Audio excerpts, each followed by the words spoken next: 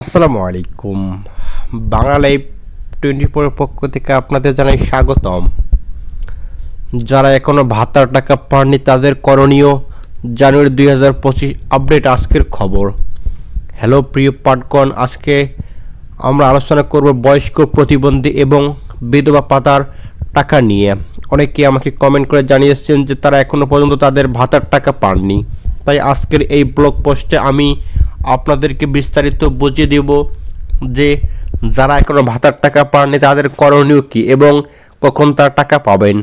এদিকে 2025 সালের জানুয়ারি মাসের 15 তারিখের আশেপাশে অনেকেই তাদের ভাতার টাকা পেয়ে গেছেন, কিন্তু এখনও কিছু মানুষ আছেন যারা তাদের টাকা পাননি। বিশেষ করে বয়স্ক, প্রতিবন্ধী এবং বিধবা ভাতার টাকা এখনও অনেকের অ্যাকাউন্টে জমা হয়নি। এদিকে আজকে আমরা এই বিষয় নিয়ে বিস্তারিত আলোচনা করব। তার আগে আপনারা যারা আমার ইউটিউব চ্যানেলে এখন নতুন রয়েছেন তারা অবশ্যই আমার চ্যানেলটি সাবস্ক্রাইব করে পাশে থাকুন। প্রথমে আপনারা যারা এখনো ভাতার টাকা পাননি তারা আশপাশের লোকজনের খোঁজ নিন, দেখুন যে তারা কত টাকা পেয়েছে কিনা। যদি আপনার আশপাশের লোকেরা টাকা পেয়ে থাকে এবং শুধুমাত্র আপনার টাকাটাই না আসে তাহলে আপনাকেই কিছু পদক্ষেপ নিতে হবে। এদিকে যদি আপনার আশপাশের লোকের টাকা পেয়ে থাকে এবং আপনি টাকা না পান তাহলে আপনাকে নিকটস্থ সমাজসেবা অধিদপ্তরে যোগাযোগ করতে হবে। আপনার জেলা বা উপজেলার সমাজসেবা অফিসে গিয়ে আপনার সমস্যার কথা জানান। এদিকে 3 লাইভ ভেরিফিকেশন সম্পন্ন করুন। আপনার ভাতার টাকা না দেওয়া একটি প্রধান কারণ হতে পারে লাইভ ভেরিফিকেশন সম্পূর্ণ না হওয়া। লাইভ ভেরিফিকেশন সম্পূর্ণ না হলে আপনার টাকা আটকে যেতে পারে। তাই দেরি না করে সমাজসেবা অফিসে যোগাযোগ করুন এবং লাইভ ভেরিফিকেশন সম্পন্ন করুন। এদিকে 4 প্রতারক চক্রের বিষয়ে সতর্ক থাকুন। কিছু প্রতারক চক্রের মাধ্যমে আপনার টাকা অন্য কেউ হাতিয়ে নিতে পারে। যদি আপনি সন্দেহ করেন যে আপনার টাকা অন্য কেউ নিয়ে গেছে তাহলে সমাজসেবা অফিসে যোগাযোগ করুন এবং বিষয়টি জানান, তারা আপনাকে সাহায্য করবে। এদিকে বিধবা ভাতার টাকা নিয়ে বিশেষ তথ্য জানিয়ে দিব।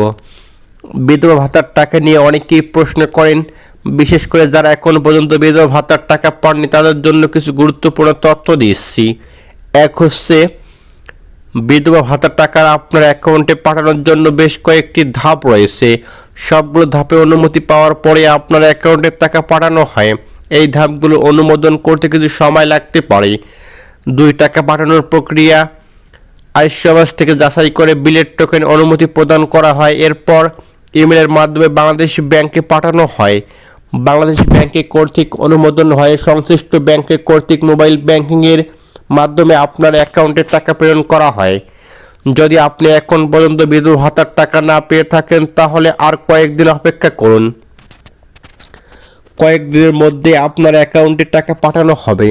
সর্বশেষ আপডেট অনুযায়ী 4 লাখ জন এখনো ভাতার টাকা পাননি। সম্প্রতি গুরুত্বপূর্ণ তথ্য পাওয়া গিয়েছে যা প্রায় 4 লাখ ভাতাভোগী এখনো তাদের বিধবা ভাতার টাকা পাননি। এই সমস্যার পেছনে মূল কারণ হলো একটি সফটওয়্যার ত্রুটি। এদিকে সমাজ কল্যাণ মন্ত্রণালয় অ্যাকাউন্টের অফিস সেগুনবাগিচা থেকে ভাতার টাকা পাঠানোর প্রক্রিয়া একটি টোকেন বাদ পড়ে যায়। এই টোকেনের মাধ্যমে প্রায় 3 লাখ ভাতাভোগী টাকা পাননি এখনো। এদিকে তাদের ভাতা এখন পর্যন্ত বন্ধ রয়েছে। পরে এই ত্রুটি ধরা পড়লে 28 জানুয়ারি বেলা 2টার দিকে সেগুনবাগিচা অফিস থেকে টোকেনটি বাংলাদেশ ব্যাংকে পাঠানো হয়েছে। এদিকে বাংলাদেশ ব্যাংকে টোকেন পাঠানোর পর সাধারণত 10 থেকে 12 ঘন্টার মধ্যে টাকা ভাতাভোগী অ্যাকাউন্টে চলে যায়, তবে সর্বোচ্চ 24 ঘন্টা সময় লাগতে পারে। তাই তারা এখনও টাকা পাননি। তারা 31 জানুয়ারি পর্যন্ত অপেক্ষা করুন। যদি এরপরও টাকা না আসে তাহলে উপজেলা সমাজসেবা কার্যালয়ে যোগাযোগ করুন। যারা 2023 বা 2024 সালে নতুন করে ভাতার আবেদন করেছেন তাদের জন্য ভালো খবর হলো যে তাদের বাজেট ইতিমধ্যে অনুমোদন হয়েছে। নতুন আবেদনকারীর নাম সংগ্রহ করা শুরু হয়েছে। যারা 2024 সালে প্রতিবন্ধী ভাতার জন্য আবেদন করেছেন তাদের শতভাগ ভাতা দেওয়ার সম্ভাবনা রয়েছে। এদিকে নতুন আবেদনকারীদের টাকা 3য় কিস্তিতে দেওয়া হতে পারে। যদি 3য় কিস্তিতে টাকা না দেওয়া হয় তাহলে জুন মাসে 4র্থ কিস্তির সাথে 1 বছরের ভাতা একসাথে দেওয়া হবে। এদিকে চূড়ান্ত মন্তব্য। প্রিয় বন্ধুরা, আশা করি আজকের এই ব্লগ পোস্ট থেকে আপনারা বুঝতে পেরেছেন যে কেন ভাতার টাকা পাননি এবং যারা এখনো ভাতার টাকা পাননি তারা অবশ্যই অপেক্ষা করুন। আমরা চেষ্টা করব নিয়মিত আপনাদেরকে এই ধরনের গুরুত্বপূর্ণ তথ্য দিয়ে। আমাদের ব্লগটি ফলো করুন এবং নিয়মিত আপনারা আমাদের সাথে থাকুন। ধন্যবাদ সকলকে।